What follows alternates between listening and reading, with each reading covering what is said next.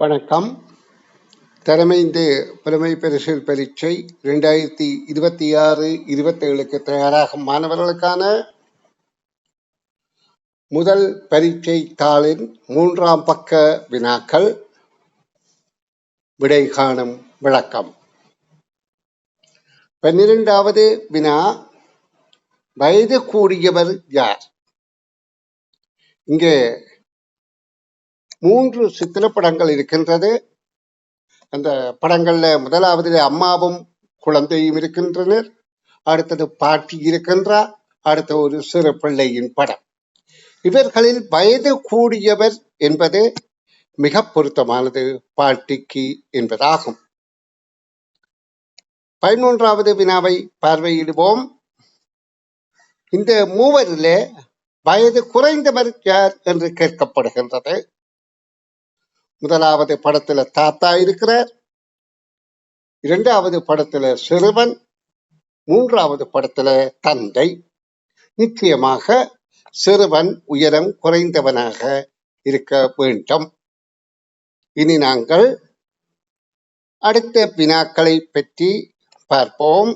அதற்கு முதல் மேல் நோக்கி இதை அழைத்து சென்ற பிறகு மற்ற வினாக்களை பார்ப்போம். இப்ப இங்கே காலை, இரவு, மாலை, கட்டில் என்ற எழுத்துக்களால் ஆன சொற்கள் இருக்கின்றது. அதிக எழுத்துக்கள் உள்ள சொல் எது என்று கேட்கப்படுகின்றது. இப்ப எங்களுக்கு எழுத்துக்கள்ல 4 வகையான எழுத்துக்கள் இருக்கின்றது. உயிரெழுத்து ஆனாலே இருந்து ஒவ்வொன்னாவரை 12, மெய்யெழுத்து குற்றுக்கள் உள்ள 18 எழுத்து இக்கண்ணாவிலிருந்து இன்னன்னாவரை, உயிர்மெய் எழுத்துக்கள் உயிரெழுத்தும் மெய்யெழுத்தும் சேர்ந்து 216, அது கானாவில இருந்து நவன்னாவரை, ஆயுத எழுத்து 1. இந்த எழுத்துக்களின் ஆக்கத்திலே இப்ப நாங்கள் இந்த காவன்னா முதல் சொல்லில உள்ள காவன்னா எனும் எழுத்தை எவ்வாறு உருவாகியது என்பதை முதல் பார்ப்போம். அதாவது மெய்யெழுத்து இக்கண்ணாவும் உயிரெழுத்து ஆவன்னாவும் இணைந்து கா என்ற உச்சரிப்பிலே காவன்னா வருகின்றது. இதிலே உள்ள இந்த அரவு என்பது ஒரு உயிர்க்குறி. கானாவுடன் இந்த உயிர்க்குறி சேர்ந்தவுடன் இது காவன்னா என ஒரு எழுத்தாக கணிக்கப்படுகின்றது.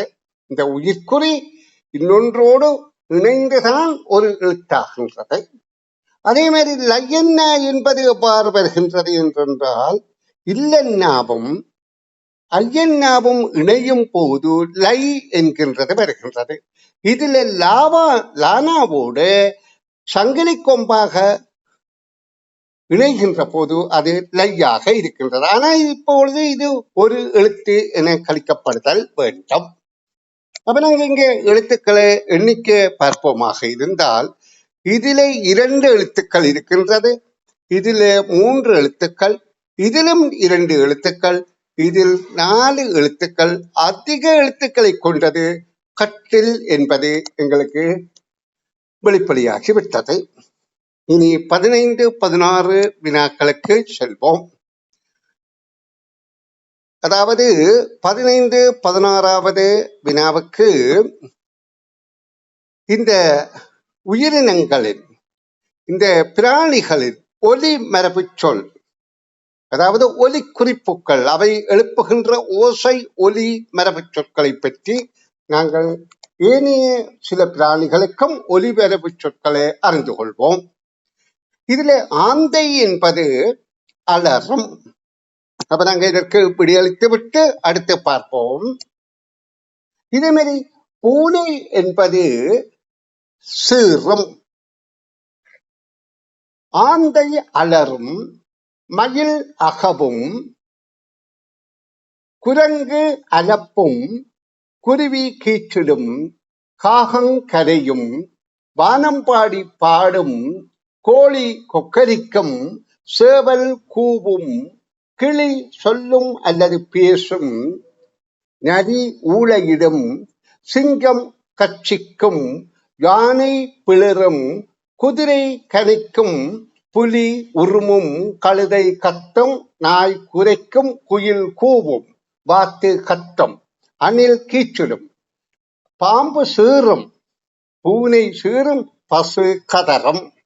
இப்படியாக சில ஒலி மரபு சொற்கள். மரபு என்பது காலங்காலமாக பாரம்பரியமாக வர்றது. அந்த பிராணிகளுடைய ஒலிய இந்த வகையான ஒலி மரபு சொற்களாக குறிப்பது வழக்கம். இனி 17வது வினா விடுகதை. கதை விடப்பட்டு விடை கேட்கப்படுகின்றது.